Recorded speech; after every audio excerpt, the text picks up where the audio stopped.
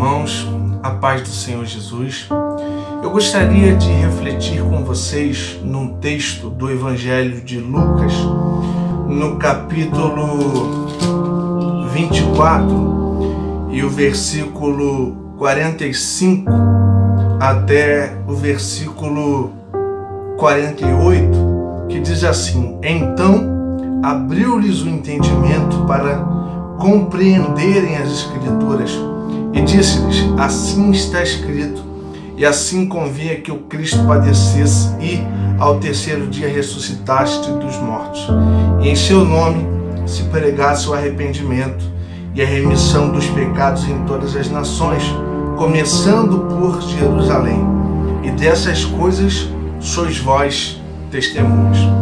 Queridos irmãos em Cristo, Jesus, após a sua ressurreição aqui no Evangelho de Lucas e o aparecimento dele aos 11 discípulos, ele então diz aos seus discípulos que tudo aquilo que lhe aconteceu é para que se cumprisse o que fora dito acerca dele e sobre ele nas Sagradas Escrituras. E após Jesus dar essa informação, ele então faz uma coisa, ou Lucas narra para nós uma situação muito importante, que diz que Jesus, logo após isso, ele abriu-lhes o entendimento para compreenderem as Escrituras e acerca do que foi aquilo que Jesus começou a fazer e aquilo que Jesus quis que eles fizessem após essa questão. Então, ele insiste no versículo 47, dizendo que Jesus deu a ordem para que se pregasse o arrependimento e a remissão dos pecados em todas as nações, começando por Jerusalém, e dessas coisas os discípulos eram testemunha. Portanto, Jesus está dando aos discípulos aqui uma ordem: olha, foi por causa da Escritura que eu cumpri todas as coisas, e se vocês olharem para ela, vocês verão o cumprimento do meu propósito e o porquê do propósito.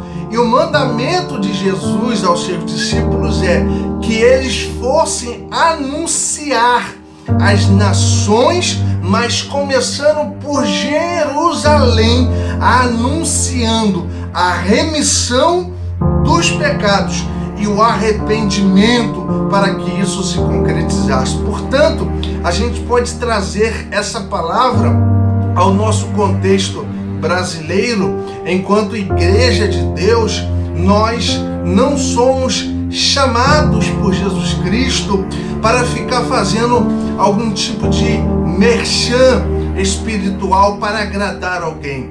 A gente, como igreja, não é chamado a ser uma força política para manifestar por força ou por influências outras, senão o poder do testemunho que chama os homens ao arrependimento para se converterem.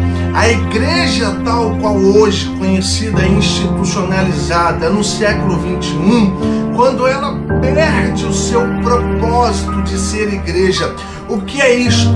Ser anunciante do que o versículo 47 está narrando, que é pregar o arrependimento e a remissão dos pecados, começando aonde? Na nação que se origina ou na nação que se está presente, e depois olhar para fora do país ou para fora da realidade em que nós estamos vivendo. E depois ele diz que esse testemunho, ele fica em nós, ele tem que ser o testemunho verdadeiro que norteia o cristão enquanto igreja a viver aqui nessa terra, anunciando as boas novas do reino de Deus, chamando os homens ao arrependimento para que alcancem remissão em Jesus Cristo. Essa é a bandeira da igreja de Deus. A igreja, enquanto ela existir,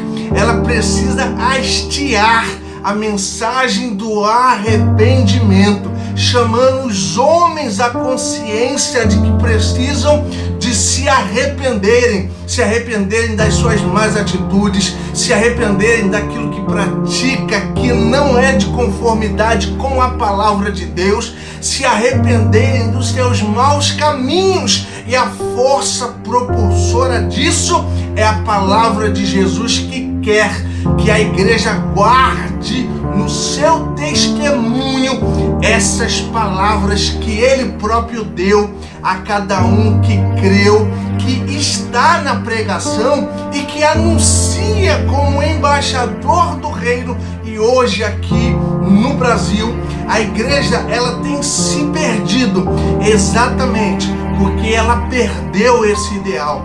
Ideal esse que quer que ela seja portadora da mensagem que conscientiza o ser humano que ele precisa se arrepender dos seus maus caminhos, para que então, após isso, alcance remissão dos seus pecados por Jesus Cristo. E esse testemunho, ele não pode ser negociado. Esse é o testemunho principal que a igreja guarda, que a igreja continua manifestando na sua bandeira. A bandeira é a bandeira de Jesus Cristo.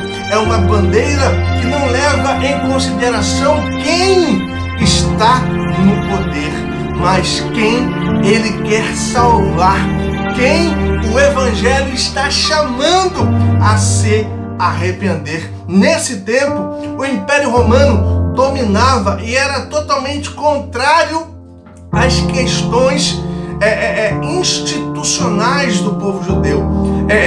Nesse tempo aqui, os judeus tinham a expectativa de que Jesus, pela força, expulsasse os romanos e devolvessem ao Estado judeu a sua autonomia davídica. E Jesus não faz isso. Jesus não se alia à política ideológica da época, nem dos fariseus, nem dos saduceus, nem de qualquer outro partido político que tinha pela força ou influência política estabelecer o reino de Deus pela força ou pela imposição. Mas a igreja é chamada a anunciar pelo poder de Deus, pela palavra de Jesus, movida pelo Espírito, a chamar os homens ao arrependimento, para que alcancem remissão. Por isso, ou talvez pelo despropósito que tem sido promovido nesse tempo, pelo desvio de função bíblica e propriamente dito institucional daquela igreja, que quando eu falo igreja, eu digo pessoas que Jesus chamou para que fôssemos igreja enquanto seu povo, é que muitos nesse processo estão sendo pisoteados, estão sendo humilhados, estão tendo a sua vida não levada em consideração, não muito. Eu encontro pessoas decepcionadas, pessoas que tiveram a sua vida destruída por um evangelho enganoso, por um evangelho exatamente que fugiu às suas características, que aponta para o reino que não é deste mundo e que chama o homem ao arrependimento e que tem o poder de remir a sua vida e levá-lo ao pleno conhecimento de Deus. Que possamos voltar às raízes institucionadas por Jesus Cristo, que nos comissionou para ser igreja, para chamar os homens ao arrependimento e a viver no reino de Deus como proposta de remissão. Não uma proposta política ideológica, mas uma proposta que não leva as políticas ideológicas, sejam elas quais forem, se não se adornar aquilo que diz o reino de Deus. Com isso eu não estou dizendo que política não é assunto a ser pensado, que política não é uma coisa séria, mas para a igreja de Deus o que vigora debaixo de qualquer regime é a palavra de Deus. Que Deus em Cristo abençoe a sua vida, que Deus abençoe a sua igreja, que Deus abençoe a sua casa, que o Espírito Santo continue iluminando a sua mente e o seu coração. Se você curtiu esse vídeo, se esse vídeo abençoou a sua vida, compartilhe, se inscreva nas nossas redes sociais e que Deus em Cristo abençoe a todos. A paz do Senhor Jesus.